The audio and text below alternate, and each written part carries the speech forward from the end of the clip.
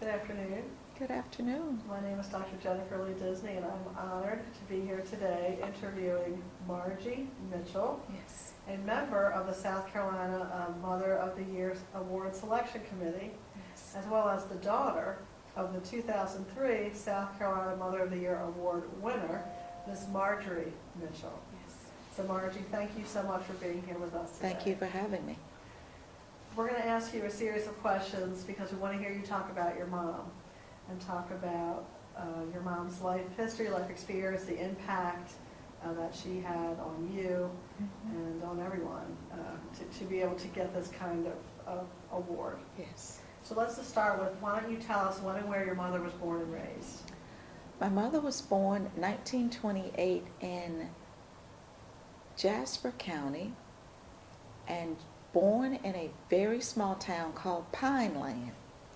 And she was born on Rivers Hill, which just happened to be her maiden name. So she was born April 14th of 1928. Tell us about her family and anything you want to share about her early childhood experience. My mother was the oldest daughter. She had other brothers and sisters. At the time, she tells the story that her mother was a midwife. And so my grandmother was Susie Lotz. And when Grandma went to deliver a baby, my mother said her primary role was to make sure that her younger brothers and sisters behaved. So she said that at an early age, she started taking care of children, her brothers and sisters, and making sure they were responsible enough to behave until their mother came home. So in looking back at the last 50, 60 years of her life, she started out as a young child, always taking care of children. And we remarked on that she had spent a lifetime doing that. She always said it wasn't work, it was just a love. But we know that that's where she got her love of taking care of children, was from her brothers and sisters. Wow, that's a great story. Tell us what you know about your mom's education and maybe her dreams, goals, and aspirations as a young adult woman. My mother, born in the 20s, did not have as many opportunities to attend school. Of course, working in the small town of Pineland and Rivers Hill, not a lot of job opportunities. She only got to the 8th grade because she said in that small rural town, going to school required a long distance for a walk, and then getting back and then doing homework when there were so many other chores to do. Being an uneducated woman at the time, not having many opportunities to finish high school and then go on to a college education, she always felt that her life was limited. But she and my dad were determined that we all get a college education. So with her being hampered in a way of not getting that higher education, she was determined that her children would get it. But something we learned from Mom was just because she didn't have that education or degree, it didn't stop her from learning and growing and being part of the community and being able to help her family grow. So we were always pleased with that, but she always felt that if she could get that education, she would have done more. But looking back at the last 50 years of her life, we think, wow, what more could she have done? So we're pleased with that.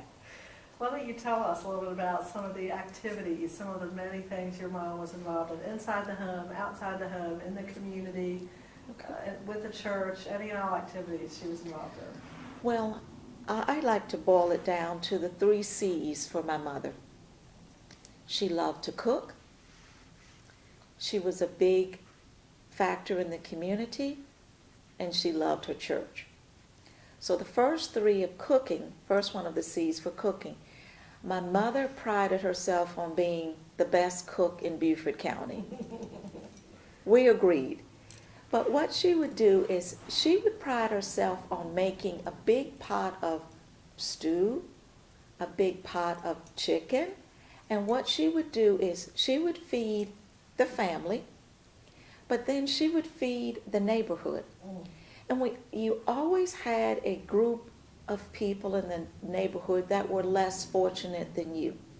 They had the same opportunities, but just sometimes less fortunate, not able to provide with all that they needed. My mother was always prideful of saying, "Come by my house, I've got some extra for you." Now, Dr. Disney, growing up, we thought with 6 children that there was never any extra.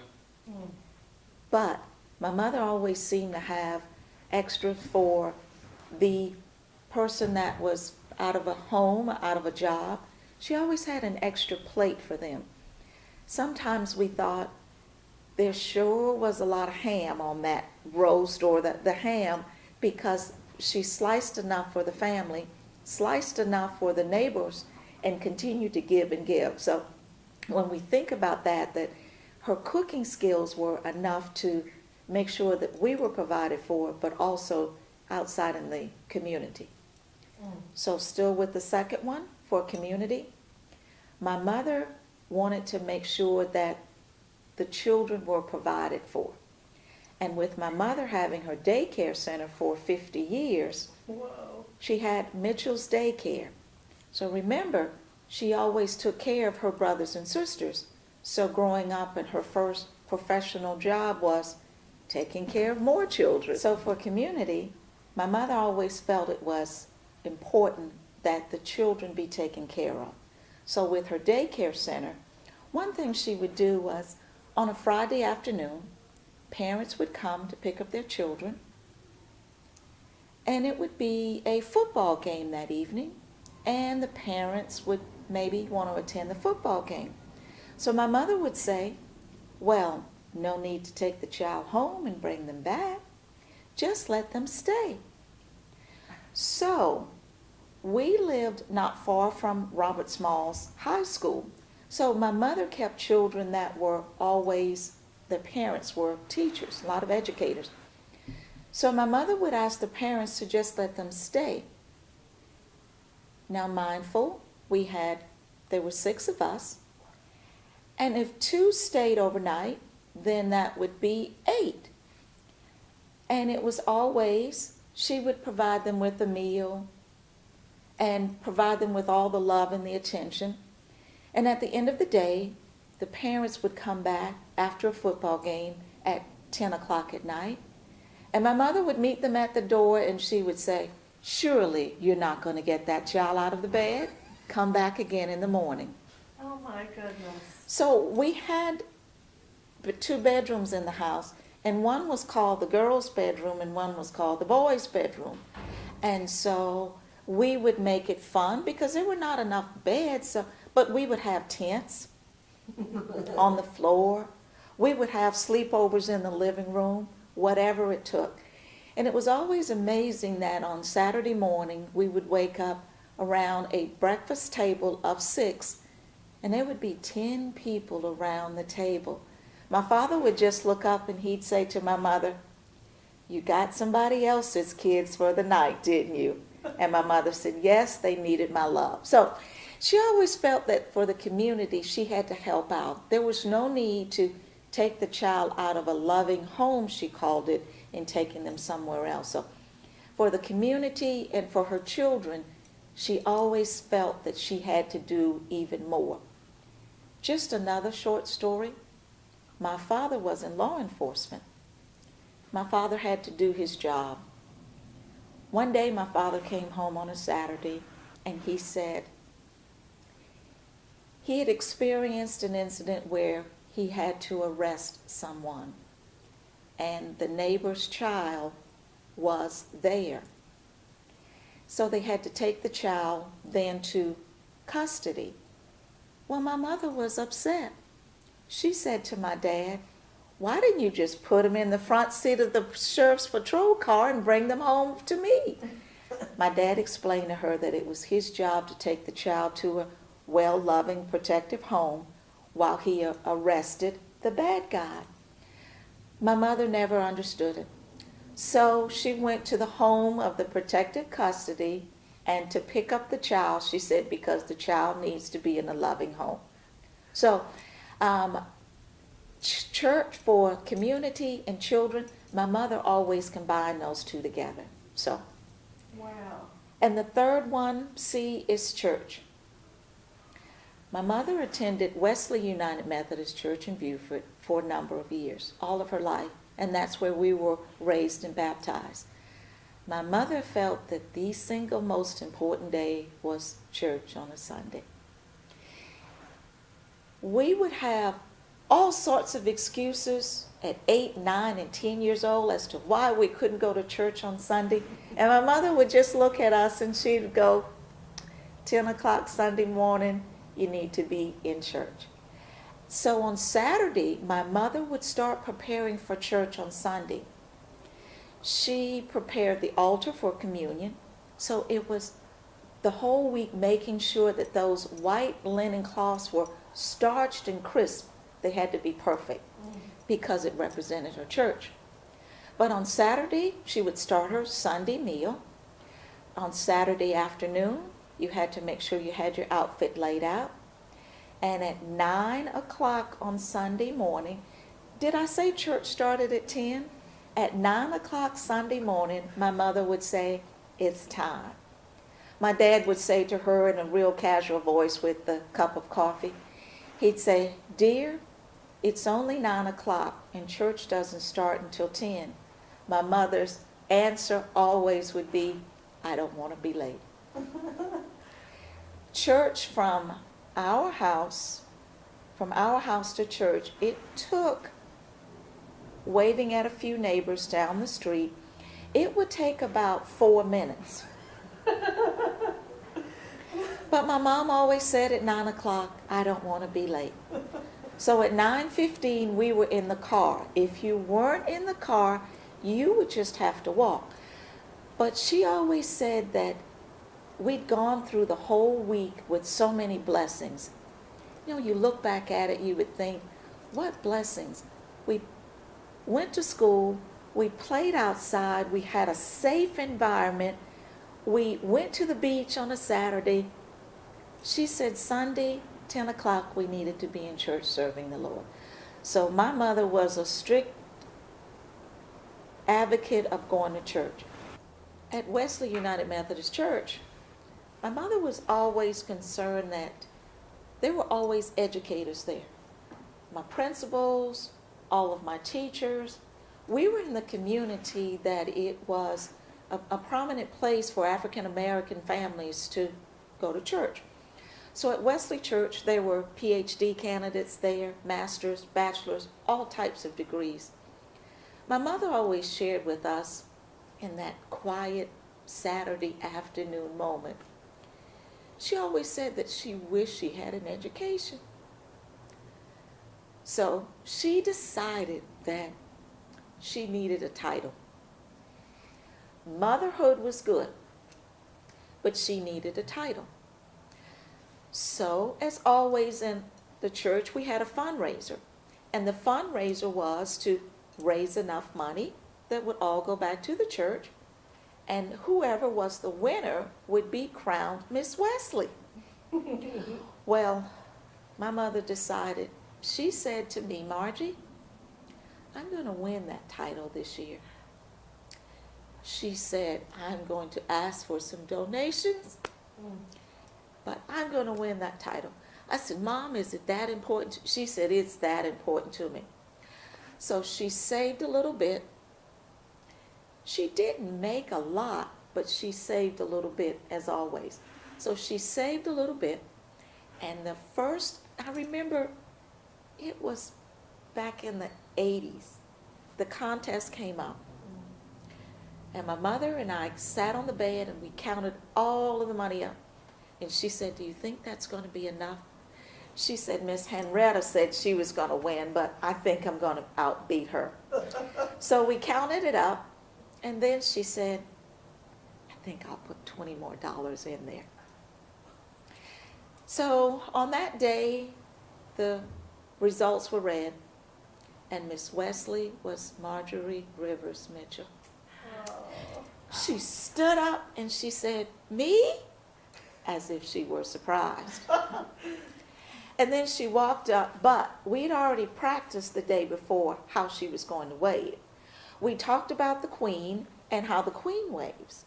And she said, "I think I want to wave like the Queen." Not like, "Oh, I won, I won."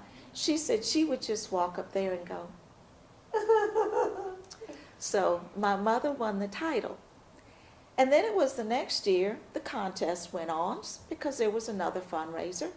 My mother won again. Wow. My mother won for approximately 12 years in a row. She was determined that nobody else was going to get that title of Miss Wesley. Mm. And it was after 12 years, she said, "I think I'm going to let someone else win next year. I'm going to pass the title on." Oh. So she did. So her love of cooking, children in the community, and her love of church, those were three things that shaped my mother's life. Wow. Margie, that is unbelievable. Okay. That was so good. How your mom did all that she did, raising 6 children Yes. and taking care of all of the community children. Oh, beautiful. And Yes. 12 years as Miss Wesley, raising the most money Yeah. for the church. Yeah. I love it. I love it. Unbelievable. But you know, she always said that the money she raised, it all went back to the church. So she didn't keep any of it. But where someone had a title of doctor or Mhm. she said, "Now I've got my title." She was proud of She that. was Miss Mitchell. That's She was Miss beautiful. Wesley. She was Miss Wesley. Yeah. That is so wonderful. Thank you for sharing that with us. You're welcome. Okay. I have so much I want to ask about your mom. Okay. Given all that you've said. Let me go back and ask about your younger years. So Okay. let's start with, how did your mother meet your father? Okay. I'm coming right now. Okay. Mom and Dad met. Mom was the maid for a family in Beaufort, the name of the black family. And my dad worked for a family in Beaufort called the Gregorys. My mom says 2 different versions of this story. My mom's version was she was walking to her job as the maid, and my dad stopped her and asked her where she was going and if she needed a ride in his new car. Mom said she promptly said, "No, thank you, I'll continue to walk." My dad's version of the story is she was headed to work, but that she got in the car and he took her to work. Interesting. But after 70 years, the debate still continues with my dad as to what really happened. But they were both going to work, and he stopped to take her for a ride in the car to get her to work faster. Wow. But it was in Beaufort in 1949, I believe, that they met, Mm. and then married in August of 1950. Wow. Tell us what you know about the early years of their marriage and then the birth of their 6 children. Oh. Mom and Dad married and lived in a small house in Beaufort. We saw the house before it was torn down. A granddaughter remarked, she said, "Granddaddy, that's the size of our garage." And he remarked, "Well, that was your mom and your grandmom's house." In the early years when they were married, they had a child, I believe, the first year after they were married. And of course, like all couples without a well-paying job, they struggled.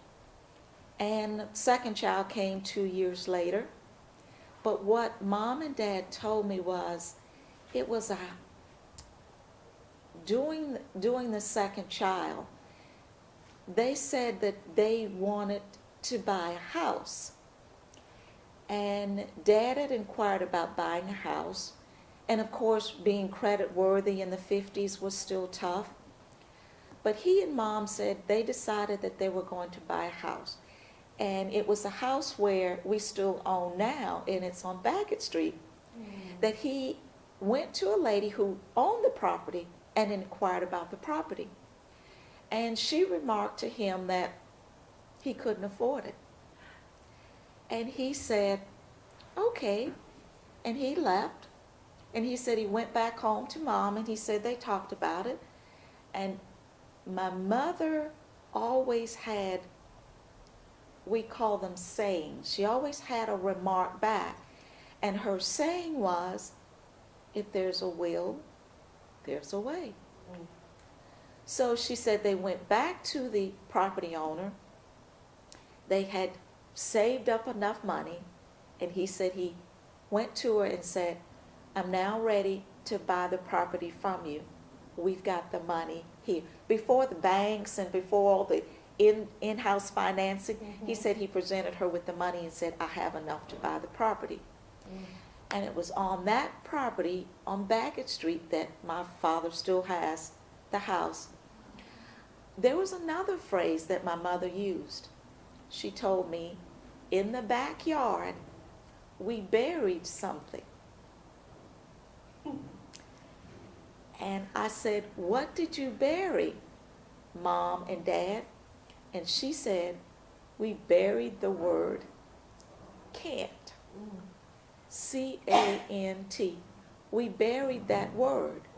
She said, it's in the backyard of the house.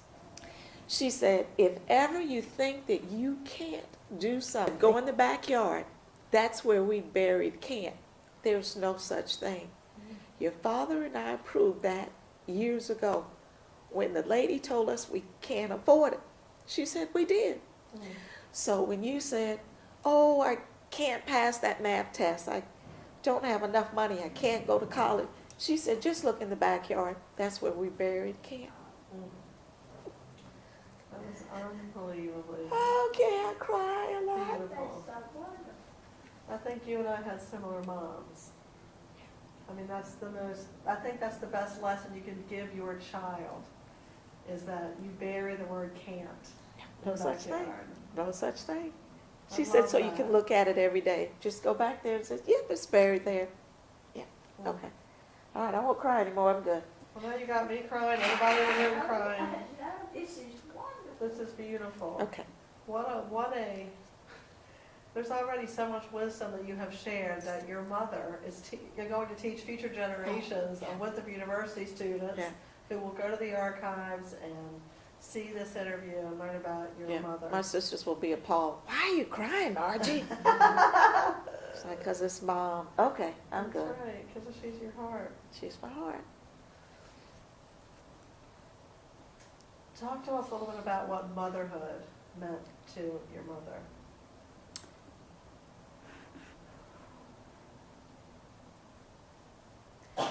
Motherhood to my mother, my mom, was the crux of life. It was the one essential thing that a mother could do to pass on to her children. She felt it was so important that everything she did, it was for the children, and just like other mothers. But I think what Mom did especially was she gave us real life examples. She reflected back on her life, but then she gave us examples of now.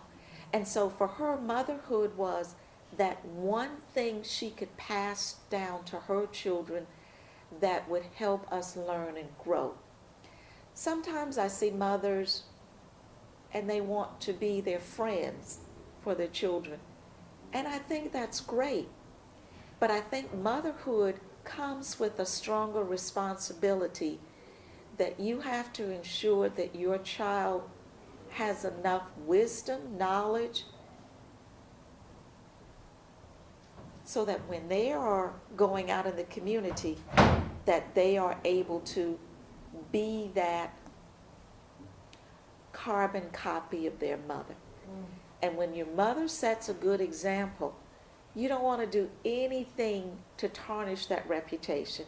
So for me, speaking for her, motherhood was one of the essential parts in life of being that role model and example that other young children can take on for their families and children.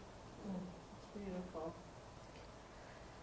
How was your mother able to balance? I mean, she raised 6 of her own kids. She was raising half of the community's kids. She was running a daycare center, Yeah. Mitchell's Daycare, Yes, right? yes. She was doing all that she was doing with the church. So many activities inside the home, outside the home. How do you think she was able to balance all that? Mother always said that being the owner of her daycare center, it wasn't work. She said, Margie, you've got to get up and get in the car, traffic, deal with the boss, and come back. And she said, I just open up my door and open up my arms, and I get loved all day long. She said, we read stories, we do lesson, we have lunch, we have nap time, and she said it's basically love. So in looking at how she balanced it, those 8 to 10 hours a day, it was never work for her. It was always love. But I do think that going back to her childhood in Rivers Hill, in Pineland, that she knew she needed to give back in a small way. Remember, those teachers could give back to their students. What way could my mother give back? And the one way that she could give back was to be that example.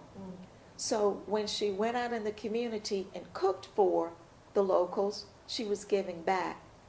She was cooking for her family already. So what's another 10 more pounds of rice, she said. What's another 10 more pounds of potatoes? I'll just do it. If I've already got a home that's open to my children, why can't 5 more come and play with them? So it was always a joy that she never had to work at it. It was just love. I always called our house the Kool-Aid house, where everybody came in.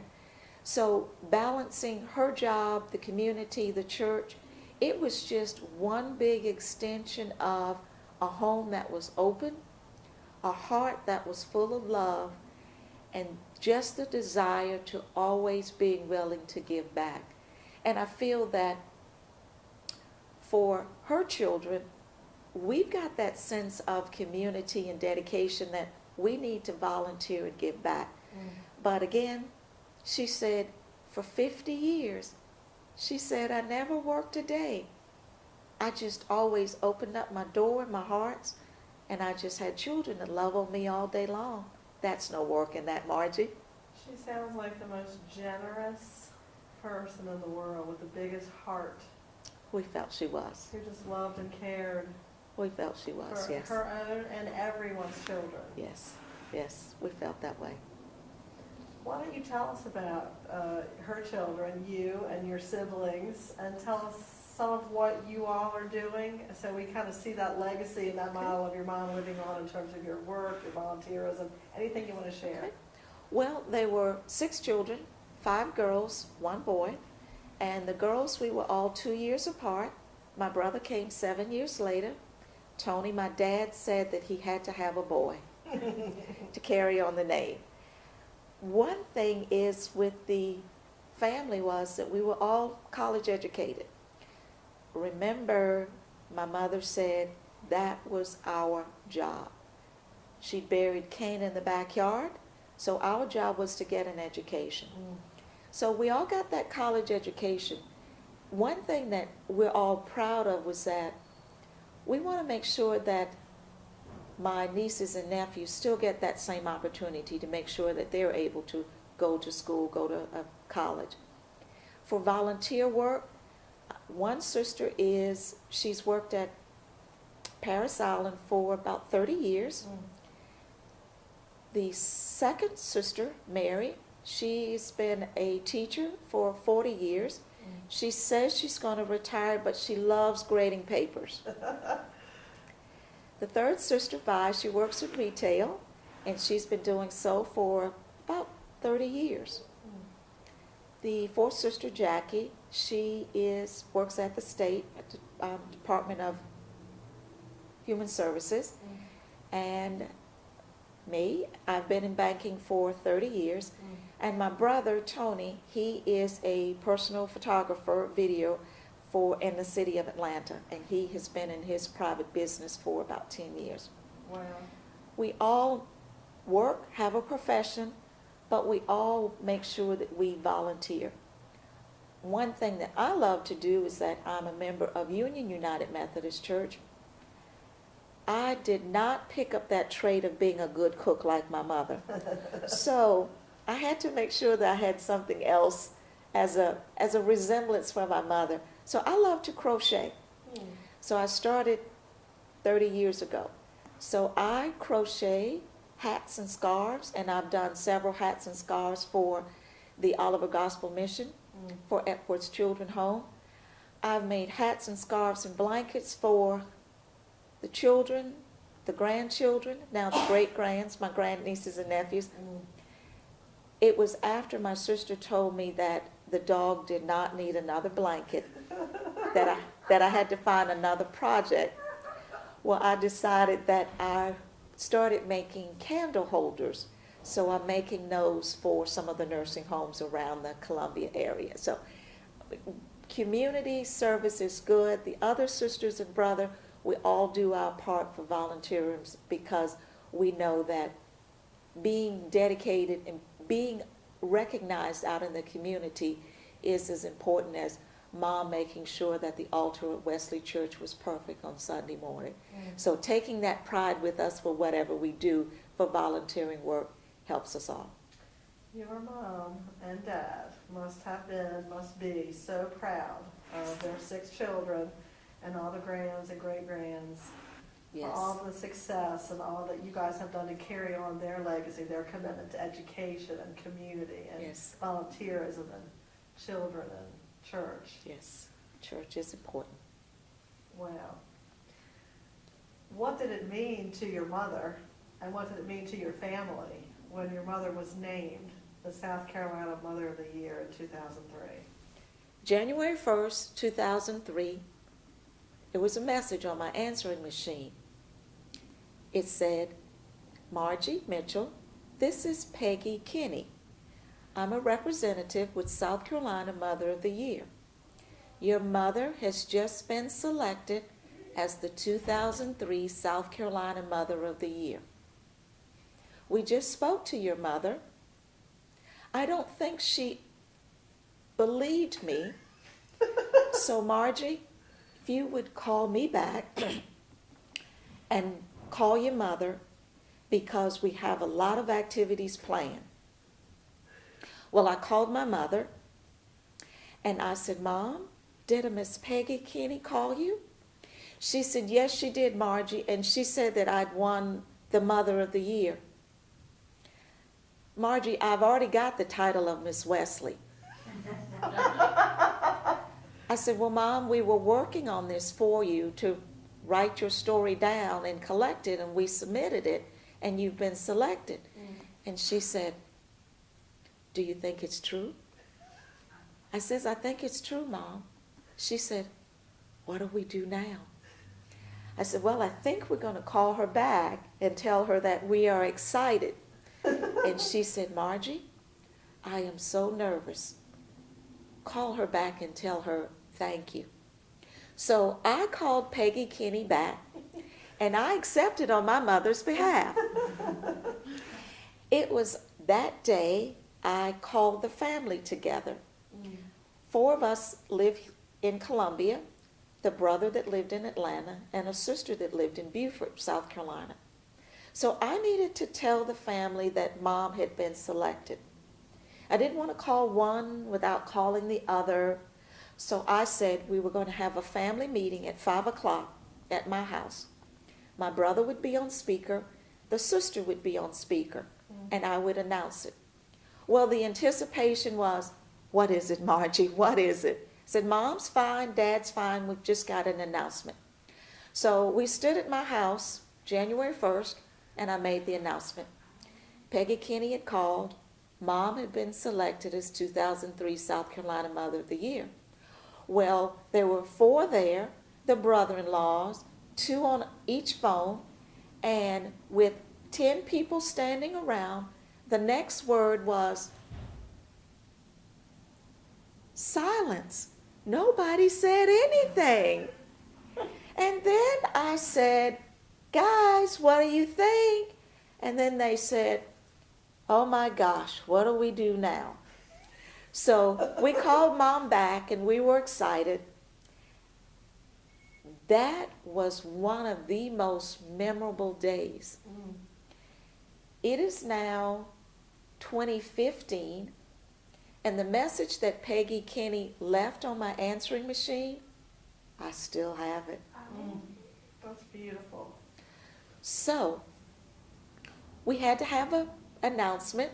So we all went down to Beaufort, and at our church, Wesley United Methodist Church, they sponsored us there, and we had the announcement.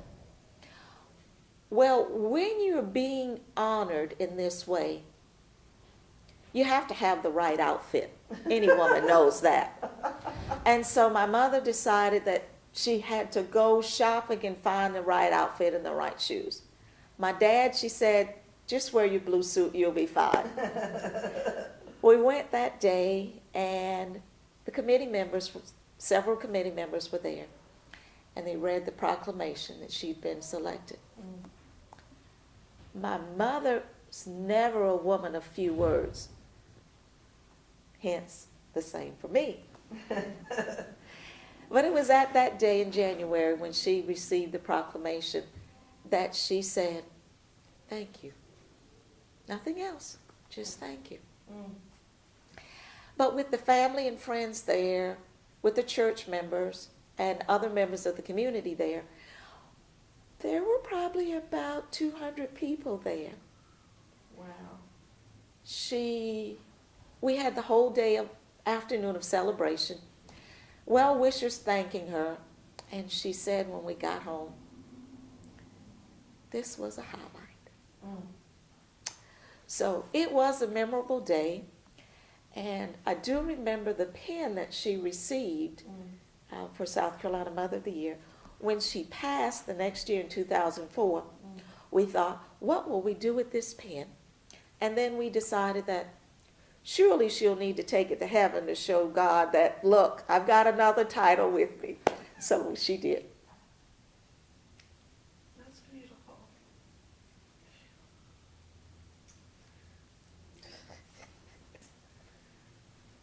I'm too choked up to even ask my next question, but I do have more. Just give me a minute. Okay.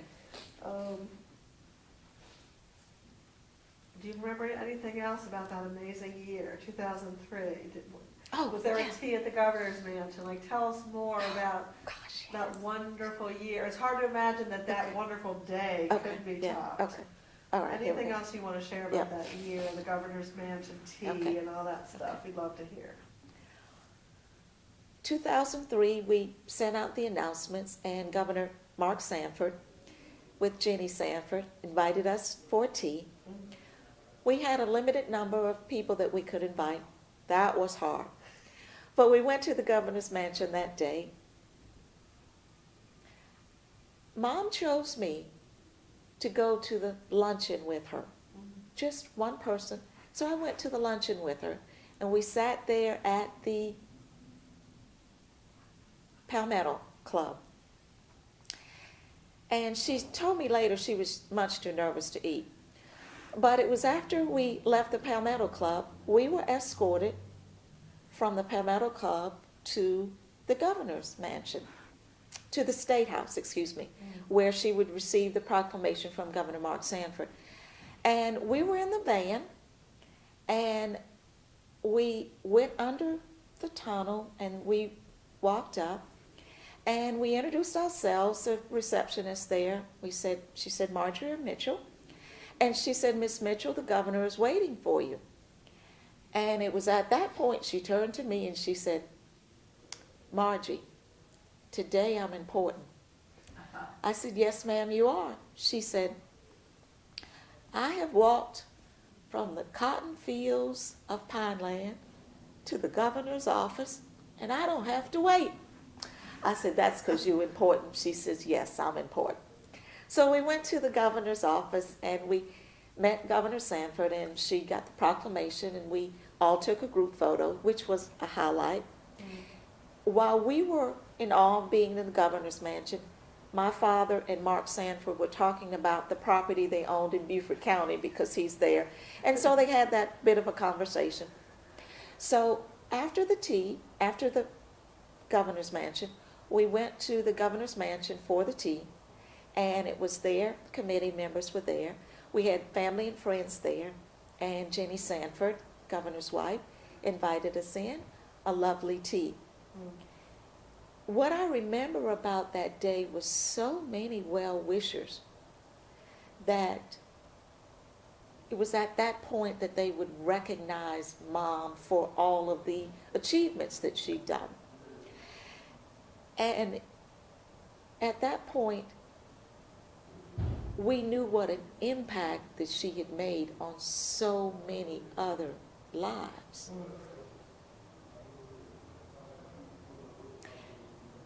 Later on in November, there was a parade in Beaufort County, and she was in the parade as South Carolina Mother of the Year. And she again said, I'm just going to wave like the Queen. So we took a lot of photos of her in the parade, but it was a highlight of her going to some of the Rotary clubs, going to some of the other churches in the community. There was another spot where South Carolina ETV called, and I still have that on my answering machine. She called and she said, Margie, ETV is coming to visit me today. I really am important. I said, yes, ma'am, you really are important. So it was a fun-filled year with all the recognition that she'd received. So many of the children that she kept during the last 50 years sent cards, wrote letters, called to remember her. But it was a great year. It was 2004, 4 months after her reign as Mother of the Year, that my mother passed. And we all say that we were grateful that we could record the history for the children and the grandchildren, but also make sure that we all recognize that she left a legacy for everybody that she touched.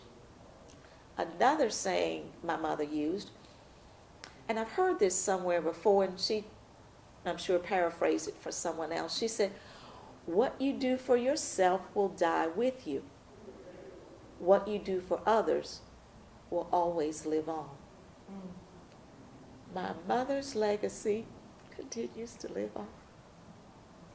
And for you sitting here with us, you're helping us record that history and that legacy for countless other future generations of people that did not have the blessing of that direct contact with your mother. Yes. I'm thinking about 50 years of families in that community that were touched by your mother. Yes. And so we're so honored to have you sharing her story with us Thank for the you. Louise Pettis Archives. Thank you. And I'm sure you've saved everything connected to this. If there's Everything. anything that you, let me put it this way, when you're finished, the Louise Pettis Archives would love to have any and all of those letters and cards and notes and speeches. You keep them as long as you want to keep them in your family, but if there comes a point where you're not sure what to do with them, think of Louise Pettis at Winthrop University, because we want to cherish and record and sustain this legacy, this history and these memories. What a wonderful idea. Thank you. So just keep that in mind. Okay. You have had an additional blessing, and that is to serve on the South Carolina Mother of the Year Award Selection Committee. Yes. So tell us a little bit about that experience and how that's impacted you, maybe some of the women that you've interacted with, and what that experience has been like selecting Mothers of the Year.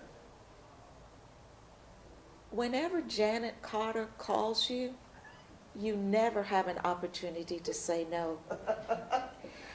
Janet Carter called several years ago and said, Margie, we would love for you to be on the committee. And you immediately start with, well, my plate is full, I have a lot, but I remembered who was on the other end, and it was Janet, and I said, of course. So being on the committee, it's been a great experience. It is tough. You get a history of these wonderful women in South Carolina who have done remarkable things, and reading over their bio, trying to select the one who would best represent South Carolina, it's tough. But it's so rewarding to know that that tradition is still going to continue. There are mothers out here who will probably never be recognized and known except amongst their family. But being on this committee gives me an opportunity to recognize these women, to spotlight these women, to showcase what they've done under perhaps adverse circumstances, for them to be honored. It's been tough picking the last few winners, but it has been a joy knowing that on January 1st, someone will get that call, a mother will get that call, and it will be one of the life-changing events in their life. Giving birth to children, I know, is monumental, but being recognized as a mother for the state is huge. And that's been a joy for me being on this committee, is being able to recognize these women and to showcase their talents. And a Herculean task, but I've enjoyed it. Thank you. Do you think our society does enough to recognize the work and the roles of women as mothers? No. I think that there's some mothers who will have a child who will do all they can to get that child through school. That mother needs to be recognized. When that mother puts a child through school who gets their PhD, that child needs to be recognized. When a mother has a child and that child finishes kindergarten, that mother needs to be recognized. When a mother can feed their child for a year without that child going hungry, that mother needs to be recognized. Everything a mother does for the well-being of her child needs to be recognized. So for me, every mother needs to be recognized every day of the year. For me, Mother's Day is a great day, but it's the little things when a mother takes her child to the playground and you hear that child going down the slide and he says, "Wee!" Mother needs to be recognized. Every step of the way, every day, a mother needs to be recognized. I would like to see more of that. But for the recognized for the state, it was a great honor for my mother, and it is still an opportunity for the bigger group of South Carolina to recognize mothers who have exceeded exceptionally in other situations. That's beautiful. That is so well said. You have shared so much with us about womanhood, motherhood, family, care, love, which is what your mother represented to her family, to her community. I think that the legacy of that every mother who cares for her children, deserves to be recognized. To me, that legacy of love is a legacy that your interview and your mother's interview will carry on to everyone who sees and hears this. Is there anything else that you want to share with future generations of women who will watch this interview, who want to learn more about Margie Mitchell, Mother of the Year 2003, about what it was like to be the daughter of a Mother of the Year of the state of South Carolina? One thing to pass on to other women is to think about that house in Beaufort that still has the word "can't" buried in there. There's nothing that we can't do. We just have to put our mind to it. And it may be small steps at a time, but it's achievable. With my mother, with her limited education, she made sure that we were educated. But for the mothers, start off with small steps. Start off with having a career. Start off with planning your children. Start off with being there for them. Whenever a child has a baseball game or ballet recital, that mother needs to be there to show their love and commitment to them. So for my mother, for her legacy, for women to put that can-do attitude toward them, behind them, and then also to make sure that when they're taking these small steps, they're doing what's right for the child. And for my mother, which I've learned, is always having that faith behind them. There's, growing up, I've always felt that we needed something else besides just mom and dad are out there working. And that's where our faith came in from the church. But I feel that if young people, young mothers now, get behind a faith, something else that's bigger than you, stronger than you, that will provide you with a faith that will get you through those tough times. Mom always said that her life wasn't easy, but it sure was happy. And in that, for women to put, just to do those small steps, I think that would be something that everyone can obtain. That's beautiful. I can't think of a better place to conclude. I'll ask you just, are there any other any questions you have for us or anything else you'd like to share? Well, I will share this with you. April 10th of 2004, it was the last day that I would see my mother alive. We had Easter dinner, Easter Sunday, the full spread, family, friends, a house full of people. Remember the Kool-Aid house? Everybody was there.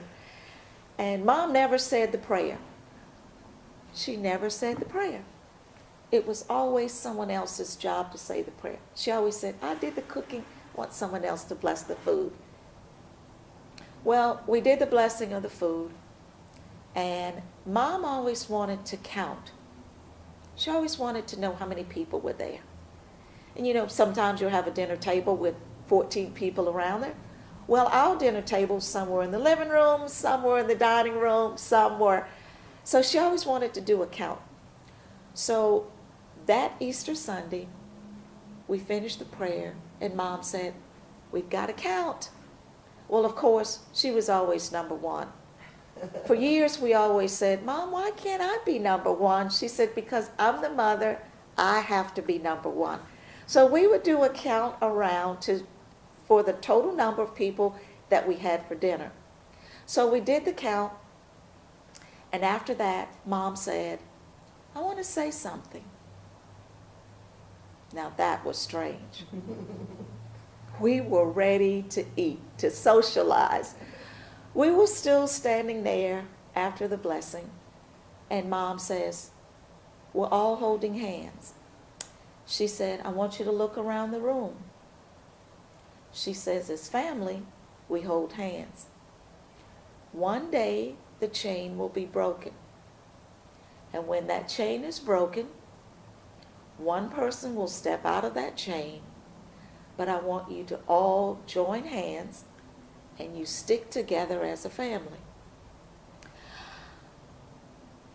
Yes, ma'am. Promise? Yes, ma'am, we promise. We ate dinner that day. I left Beaufort to come back to Columbia. And that was the last time I saw my mother. I think about that day sometimes when we are having family discussions, family dinner, Christmas dinner, Easter dinner. We do the blessing, then we have to count. Well, Mom is always number one. Dad is still number two. So we'll go around the room, we'll do a total count. And at that point, we look at each other and we say, we're still holding hands and we're still together. And that's what family is. Thank you.